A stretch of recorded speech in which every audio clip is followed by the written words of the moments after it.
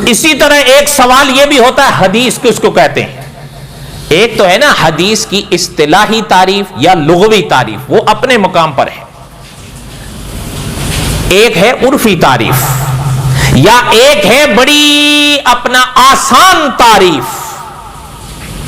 हदीस किसको कहते हैं? हमारे एक अकाबिर थे, वो फरमाया करते थे कि हदीस कुरान को देखने के लिए, समझने के लिए आंखें।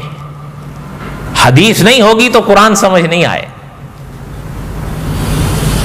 ये तो बहरहाल अकाबिर तलबा समझ सकते हैं, आप भी खैर इतनी बात समझ सकते हैं। और शायद आप हैरान होंगे, आज ये जो होता है ना, आमतौर पर सबसे पहले कुरान पेश करो। हमारे हाथ कभी ऐसे मौके आए हैं, कभी अगर किसी से गुफ्तगू हुई है, वो सबसे पहला हाथ कुरान पे रखते हैं। और हमारे जो हमारे साथ बैठे होते हैं, हमसे भी यही कहते हैं, इमाम साहब कुरान बस